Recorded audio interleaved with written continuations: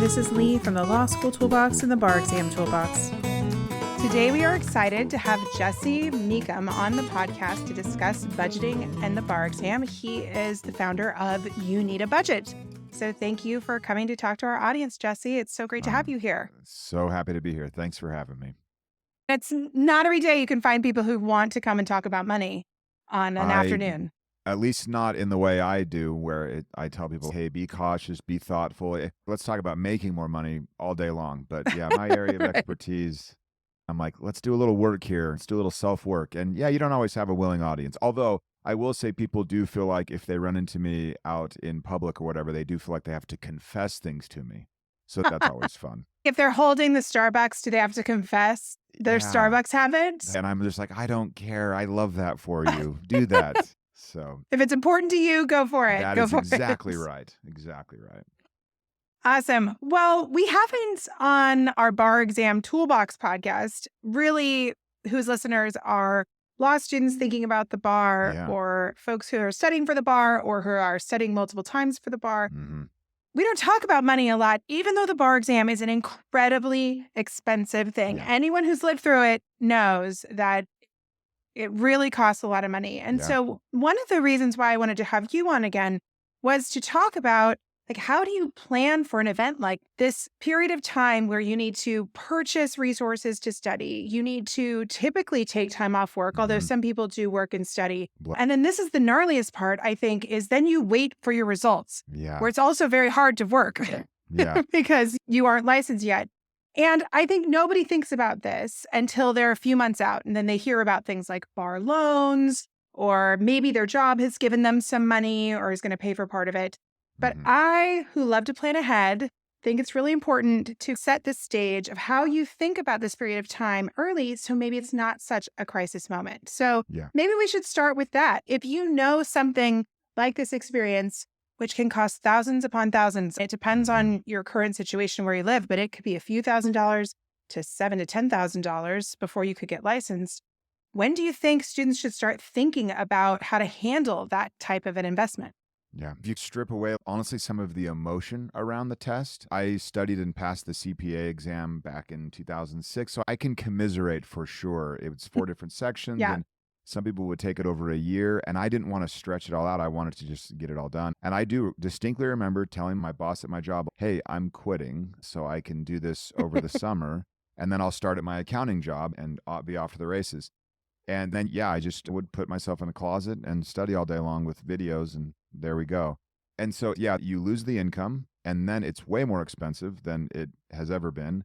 And then you're right, you don't know necessarily, am I going to maybe go another round with this? So there are a few different factors that are in there. The nice thing I can say is this is, except for the emotion involved and the stress, it's no different than many other expenses. What we're dealing with is an expense where we know the timing, and an expense where we know the amount. And this starts to sound to me a little bit like a holiday fund that goes awry. That's how I would plan it. It's like Christmas, we can plan for it. We know it'll cost X. And then you're like, oh, wait, half of your family's coming into town also, that kind of a thing. So straight up, the first thing is the fact that someone's thinking about it a few months before, we're already, I feel like, ahead of the game. And then you just start attacking it piecemeal and go from there. So we can dive into specifics if you want, but just know this is all manageable. This is all doable. We're going to plan ahead. We can get it. And there are some expenses in this whole experience that do get dribbled out. So you can plan a little bit in advance. So for instance, the first thing you end up doing is typically paying your state bar some sort of fee for the privilege of maybe someday being a lawyer.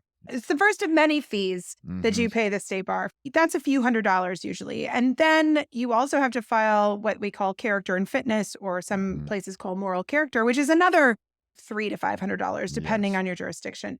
And so those are a few that you know are going to come early. So let's say that whole bundle is around $1,000. How far ahead do you think most people want to say just for that piece to start planning ahead to save $1,000? It really is a function of what your situation is. I remember when my wife Julie and I were first married and we were doing this whole money thing and trying to be really thoughtful.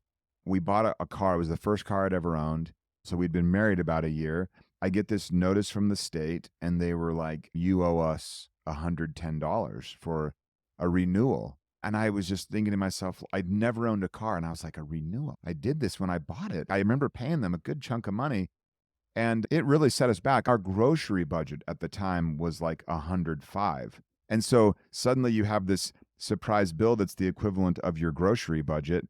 And it really knocked us off. So if you're one of those people where you're saying $1,000 hit to me would be material, and I think for many people in this situation, it is, then you need to say, okay, I'm going to start setting aside, I don't know, some amount, $100 a month, something into that first little bundle, bar fees or whatever. You put that in there, and what you want to do is just create a bill, a lot like monthly rent, that's for this little bar bundle package of joy. And you can name it whatever you want to feel vindicated, but you're going to name it something. And then every month, you'll just put that little bit in there so that when they're due, the pile of money is just sitting there. The products that you see around, like, here's your bar loan and this, all that is meeting a market demand. And the market demand is, I'm in a situation where I don't have money and I need it. And the market is also, well, this is a pretty good loan for us because they're going to be a lawyer probably. So it's sneaky. If it were one of my kids, I'd be like, please borrow the money from me instead. But all that being said, anytime you see a market where someone's like, hey, we have a loan for you, all that means is there's a situation where we have an expense and no money, and we just want to reverse that and have the money and be waiting on the expense to happen. And this is for everything in life, not just this bar situation. Anytime your car breaks down, anytime the holidays come around, anytime you want to go to Tahiti, all that stuff. So, which the Tahiti trip comes after you pass the bar exam, right? I think that it should happen. Some people do take something called a bar trip where they spend the rest of their money on vacation. I did not know about this, but I could smell it in the air. Excellent. Yes. Sometimes, but usually it involves like sleeping in a beach. Yes. You're cutting corners somewhere to make it happen. I got you. Okay. Exactly. So when you talk about allocating money in these different kind of buckets, do you just recommend doing that from a budgeting perspective or opening separate bank accounts to hold that money to have it hidden somewhere? No, you can't hide money from yourself. It's funny. We say that a lot. We're like, well, I'll just put it in the savings account because it's hidden. You know it's there. Right. Pretend it's not there, but it's totally there. The only way you could really do that is to truly have it be blind, and no one does that. So we don't have people open up lots of bank accounts. It's tedious. You end up doing a lot of hoops. The banks get really sticky in that instance where you have a lot of accounts, and so then you have to close accounts. Nothing about it really adds value except you're pretending that the money's a little harder to get to, and it just truly isn't. So what we want to do is start to learn the behavior of having a pile of money sitting in our main checking account and then looking at YNAB or these buckets, if you weren't using YNAB, just any software or any ledger system where you could look at those buckets and say, okay, I've got $9,000 here in my checking account, but I know that's for 3 months of rent because I'm not going to be working. That's for these fees that'll be coming up. That's for some food. And so you're starting to see like all of that pile of money has jobs. And that's our first habit that we teach people.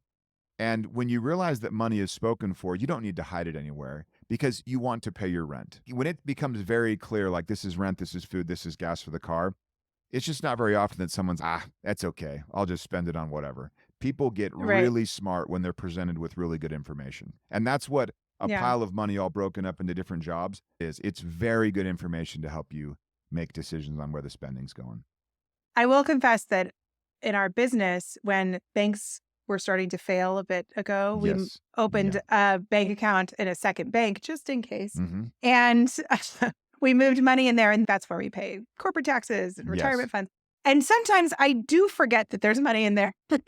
I don't see it where I pay bills and do that stuff. Yeah, I do make the exception for tax estimates because I really want people to know that is not your money. So anything to make the friction just a smidgen more for the estimated tax payment situation is worth it. Now, I personally don't do that, but I've been running this system for a long time and I understand how it works. But when people are just starting, if there was one place where I would yield the floor, it would be those tax payments. Absolutely. Yeah.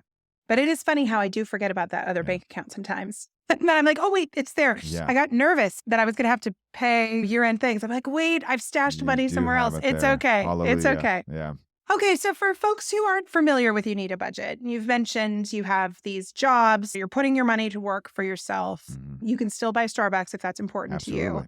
So you're a student, maybe you're living off of some student loans, you're trying to keep things pretty tight. You're seeing coming down the pipe these big payouts for things for the bar.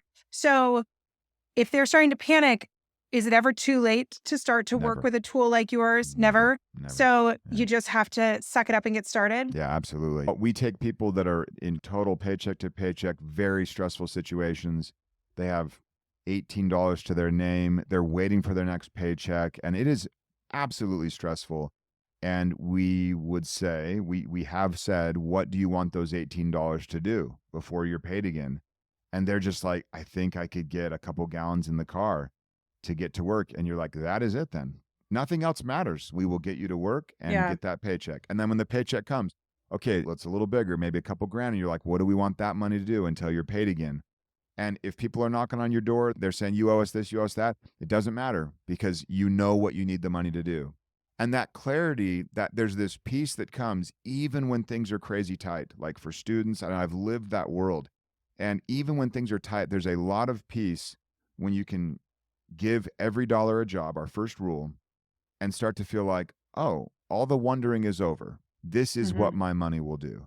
And it doesn't always have to be just like tight, miserly kind of stuff. You can be like, I'm going to be studying all day long, 12 hours a day, 6, 7 days a week. I'm going to treat myself a little bit. I need to give my brain a break. And you figure out, spend a little bit of money doing that. You'll know what's best. You'll know what's appropriate. And when you're breaking that money up into those jobs, it's interesting how the visibility of the trade-offs starts to really inform you. And you start to feel like, well, if I do that, then I can't do this. And you just start to kind of line up your money with how you want to spend. And that's where that peace comes from. It doesn't mean you're suddenly making lots of money. That's going to come later. But for right now, just knowing I have a plan for my money, this is it. That works great. Our second rule where we're saying, okay, look ahead to larger, less frequent expenses. This whole episode is about one essentially very large expense that we're dealing with and possibly loss of income as well, which is another way of saying a big expense. That second rule is just that. Look ahead, break it up into monthly amounts, start to create a little bill for yourself. And then our third rule, we call it rolling with the punches. It's really just, okay, you have a plan with rule 1. You're considering the future with rule 2 into your plan. And now rule 3 is just basically when something happens that you didn't foresee, let's make sure we adjust the plan. And that's it. If you're doing good test prep, you're going to be prepped on, okay, when you don't know this, what do we attack? What do we do here? What's a way to not burn a bunch of time? There are all these little tactics you can use when you're like, oh my gosh, I don't think I read this. I don't think I'm prepped for this. Okay, what do we do? And you need to have a plan like that with your money too. Oh, I did not foresee that. What do I do? And you just make an adjustment and you move forward. So the rules work whether or not you're using our software. The software is totally second fiddle to the ideas of how you're thinking about managing this precious resource that's your money. It really is. And I think for anyone who is listening to this going, no way, I'm not diving into this because it's so intimidating. I have messed with your tool. I think that your tool is not intimidating, but I feel like with money, thinking about dealing with it is always worse than actually dealing with it. Oh, Just like any conversation about money is always worse typically than the actual preparing yourself for the conversation. And then, the anxiety of looking at all of it because there is an empowerment to it. But I think folks feel so icky talking about it that they're like, well, I don't want to spend time on my Saturday when I could be doing these other things, like getting my act together. But it's just a part of executive functioning. You have to be able to take care of yourself. Absolutely. And there are real costs to not doing that. And I think that's where the loans become icky for me, is that with high interest rates right now, they're not necessarily as high as they could be, but they're much higher than they used to be. These loans, it is not free money. No. And they seem to make it sound like free money, but it really isn't. Yeah. So could you share a little bit about how you recommend people think about loans and why pinching some pennies or trying to come up with an alternative to minimize the necessity of any loans is going to make sense down the long run? Speaking for someone who just paid off the last of my own law school loans. Yeah. I know, but they hang out there. That was a very low, like 2% interest federal regulated loan. That one you almost even which don't is want great. to pay. My husband and I, when we consolidated all our finances after law school, he's like, well, don't pay that off. That's a Yeah. great deal. He's like, but these other ones, we got to get rid of those. Yeah, Those are going to be a absolutely. I nightmare. mean, 2% truly with inflation, you probably are actually making money on that one. But Yeah. there's still a psychological side where you're like, oh, just good riddance. I just don't want this Hmm. obligation. And the interesting thing, you're talking to a guy that did not want to borrow money to finish his master's degree in accounting. And I was married, had a baby. And then number two also was coming. But the original impetus was baby number one was coming. My wife was making $11 an hour full time as a social worker. I don't know if people know the math, but that doesn't go terribly far. And I was resentful because I'm like, man, here we've been really pinching pennies. We've been so careful, and we still aren't going to be able to make it without borrowing some money. And I just did not want to borrow. And the interesting thing about it is, I'll say why I don't like debt, basically, almost hard and fast. I think that it is a creativity killer. And I think you lose out on whatever solution your brain might come up with that's not just the easy solution. And I'm not saying that paying off debt is easy. It is not. But capital T, they, the marketers of these loans, they want you to think that it's just easy. It's no big deal. You'll be fine. You'll just pay after pay or whatever. You'll pay in installments. Every company essentially becomes a financing company because they all know that we can get people to spend more money than they would otherwise by pushing it out into the future where we humans aren't wired necessarily to really think that through. And so you're prey in that instance. And the robbery happens not from paying an exorbitant interest rate. That's on its own gross. But the robbery happens because what could you have come up with had you just said, no, this is not an option? Where would your brain Hmm. go? Because this isn't always an option for people, and they do keep going. Things keep moving. I started YNAB not because I had some grand vision of like, I'm going to really help people love how they spend their money without the guilt and second guessing. There was none of that. It was totally, we're having a baby. I need to figure out a way to make rent. I don't want to borrow money. That was it. And Hmm. you can say, well, that's not very romantic. And you are right, because it's not. But I shudder to think what life would be like for me now if I had just said, gosh, borrowing 3, 4, 5 grand to wrap up school, that's downright reasonable. It wouldn't have pushed me to go another direction. Now, I am Yeah. speaking generally and in platitudes, and I would give specific advice if I knew someone's specific situation. But in general, debt is an easy out. And your brain, you smart, smart people that will pass the bar with flying colors, your brain can figure other things out. What will you not learn if you just take the loan? That's the part. It's this Yeah. unknown loss that's always irked me because I was almost there as well. So it hits personal for me a little bit in a weird way. Yeah. And so, yeah, at all costs, well, not all, at almost all costs, really just say, no, this is not an option. Not going to do it. You will thank yourself for the grit, for the fortitude, for the foresight that you exhibit now for your future self later.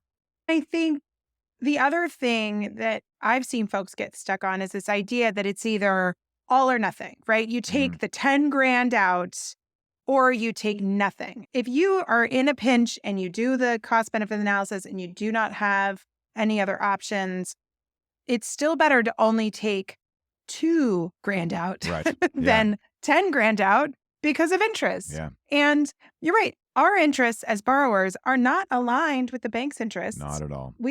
So they're not doing this as a favor, and we have to approach it that way. And I think so often with credit cards and with bank loans, you got to remember if it wasn't a good deal for them, they wouldn't do it. Yeah. They're not generous people No. generally. So, I love profits. You're talking to a capitalist, cold blooded capitalist business owner. I love profits like the next guy.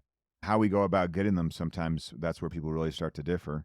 But mhm, I don't trust burglars. I don't trust bankers. And it's really yeah, just the incentive. If you were to put me in their same position, hey, Jesse, you're now a banker, what would I do?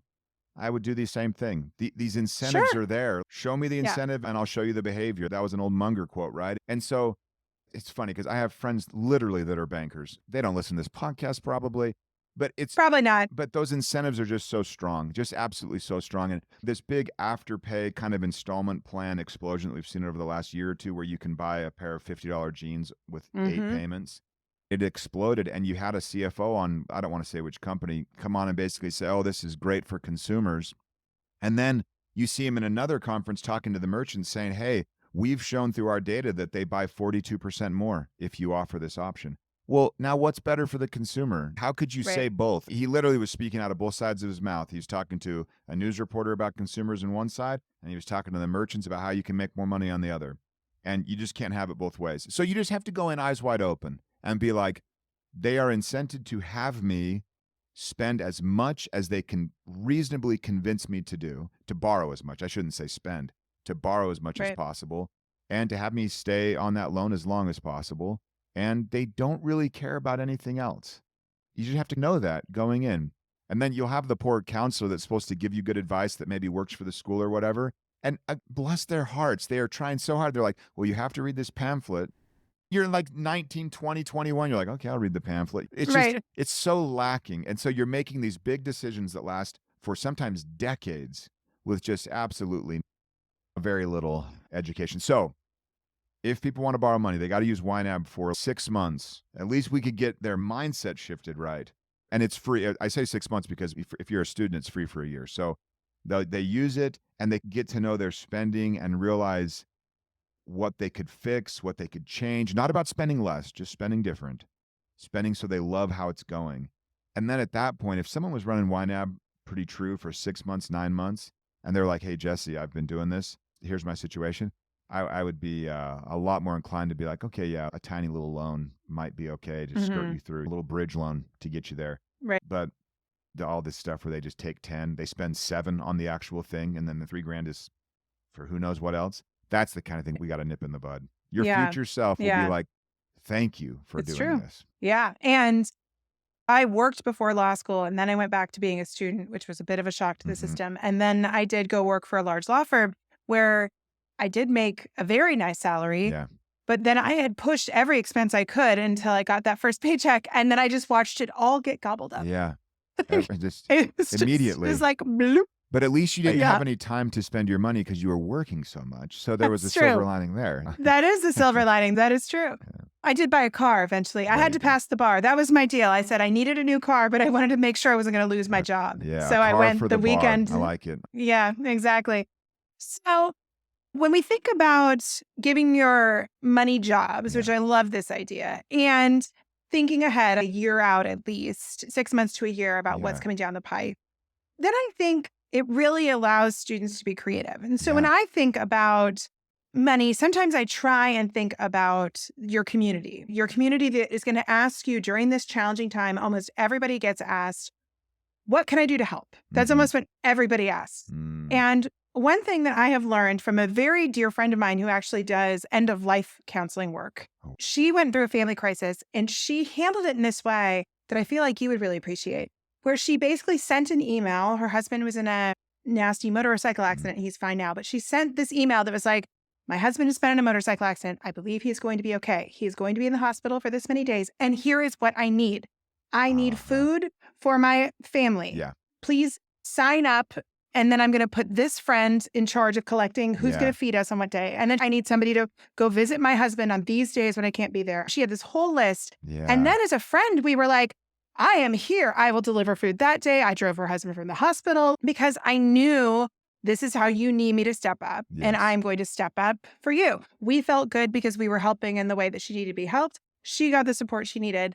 We got helps carry them through. Yeah. I've used this in my own personal life whenever I've had a baby or Yeah, something challenging has happened. I'm just like, this is how I need your help. So when I think about money, sometimes folks will have people in their family that could help them. For sure. Sometimes they don't. But almost everyone has a community, whether it's friends or whatever, that says, what do you need? Mhm. And I think if you know how your money's being spent, and especially if you know how you're pinching pennies, I think that answer can get creative. Yes. I need absolutely. frozen meals. Mhm. And then that's going to reduce your grocery bill. Yeah. Right? But you're like, I need frozen meals. I need XYZ. Maybe it's, I need a donation to my bar fund. Yeah. But whatever it might be, I think that you can pull from your community and then use your budget to empower yourself in Yeah, a different absolutely. way. You know what you need instead of just like having someone lending you money telling you what you might need. It's probably a 200, 300% difference, honestly. What you think you will need, and then after some creativity, what you actually will. And that margin of difference is that's real. It's material. There's a little bit of a faux social community, so we feel like we have it when we actually don't.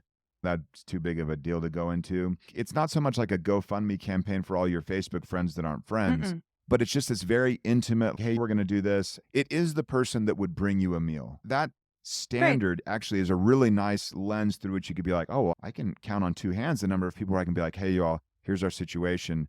If it's anything from we need a babysitter, things are now Hmm. tight. Can we cut back on daycare, this or that? Yeah, who knows? I'm just making things up, but Right. that's what you would start to do. And even Dog walkers. Yeah. your little community could come together and be like, oh, we can do this. Hey, did you even think that maybe you'd want this or that? So I love the idea of community, just that intimate help. It's perfectly allocated resources. And that makes my Hmm. heart sing to Yeah. have that happen. Yeah. And I think that even if your community isn't a community that can loan you money, by Dollars. releasing Yeah. you from some of these responsibilities, like how many people are going to find themselves having to pay someone to walk their dog? Mhm. If you can get a friend to walk your dog, that is money that can be allocated towards a different expense, Absolutely. right? And many Yeah. friends would be happy to walk your dog. They might go for a run anyway or whatever it might be. So Yeah. I do think being honest with your community and not seeing it as any sort of judgment that you need help.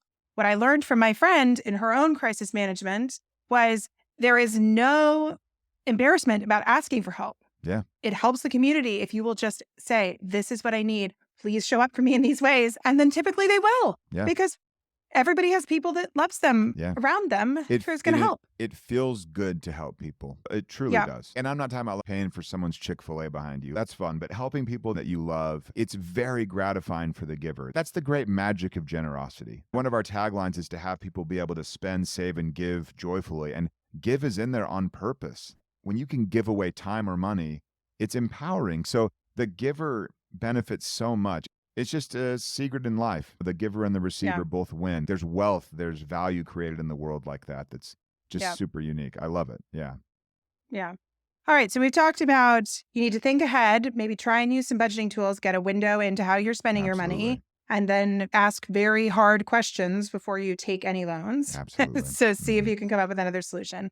And then I think it's getting creative about the expenses you are incurring at the time. Mhm. So on our podcast, we talk about various ways that you can prep. All of them have different price tags, and all of that often is dependent on an individual's needs and situation. Mhm. But then there can be living situations. You can choose to change your living situation to save money. You can Yes. change your location.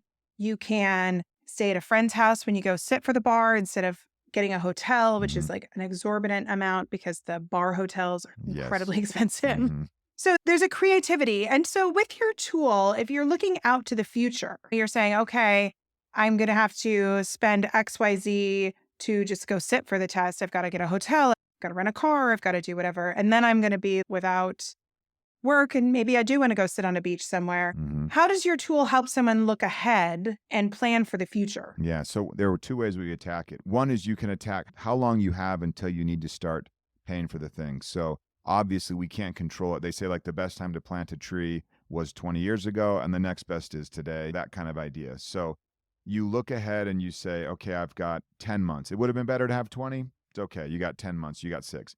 So that's a known number. That's our denominator in this fraction. The numerator, what we're dividing is how much it will cost. And so let's say your first estimate, you're throwing darts and you're like 12 grand and I've got 6 months. Easy math, that's 2 grand a month. And for a lot of people, that's like sticker shock. You're like 2 grand a month. And suddenly you're like, hey, we're going to issue a bill. It's called the bar bill. And it's two Hmm. grand a month. And people are like, I barely getting by now. How's that even possible? So that's the first bit of very useful information. 12 grand's a non-starter.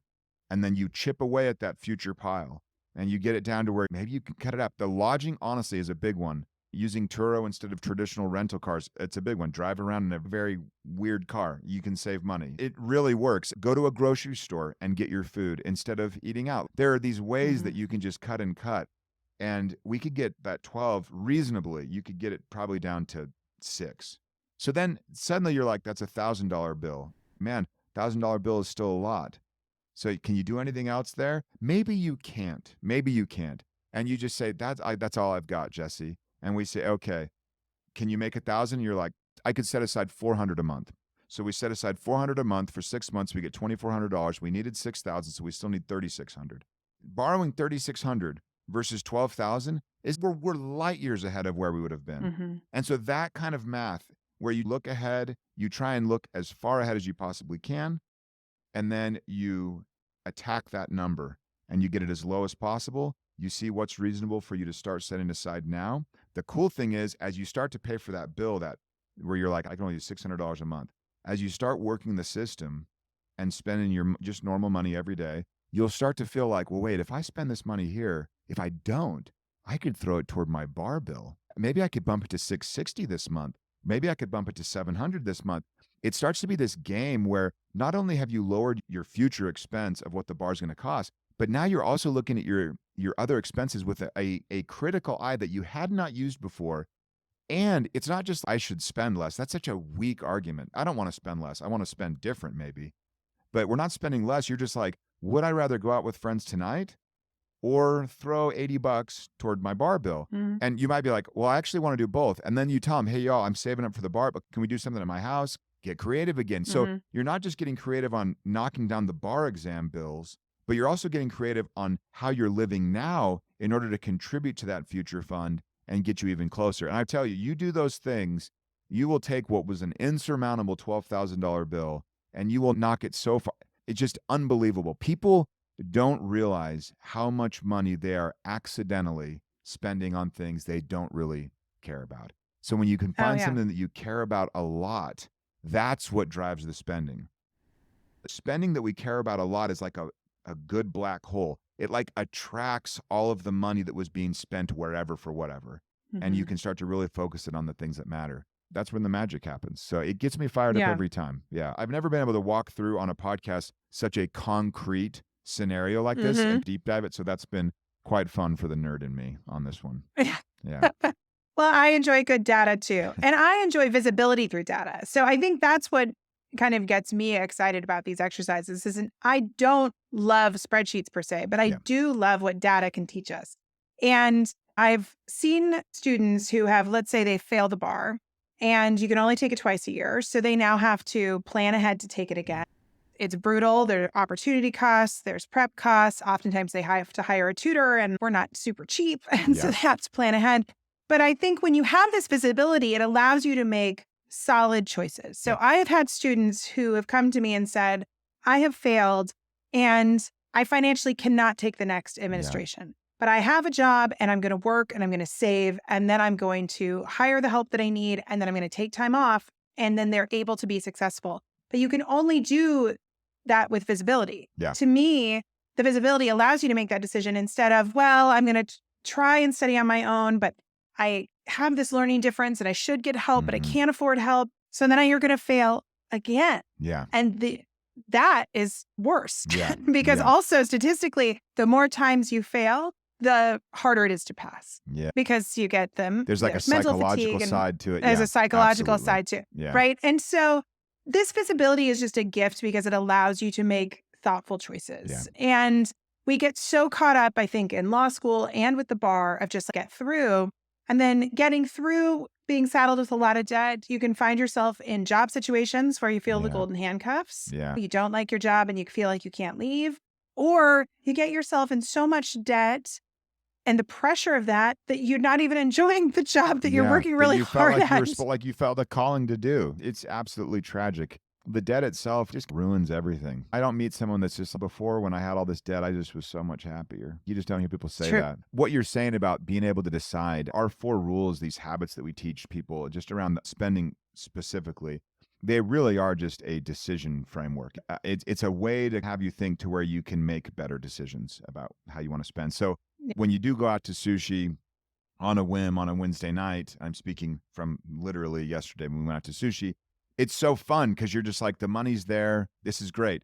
Versus having it be where you're reacting and it's not part of a plan and you feel like things are loose. And it's not like you're going to be bankrupt or like you're going to be without food, but there's this low level hum of like second guessing and anxiety. And money should be imaginative. It is a tool. And people say money is power. And that is absolutely true.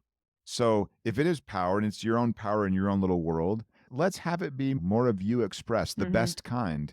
And having the world be more purposeful with their spending, I think would materially change the world. And so I just don't think I'll ever be done telling people, hey, that's a really precious resource.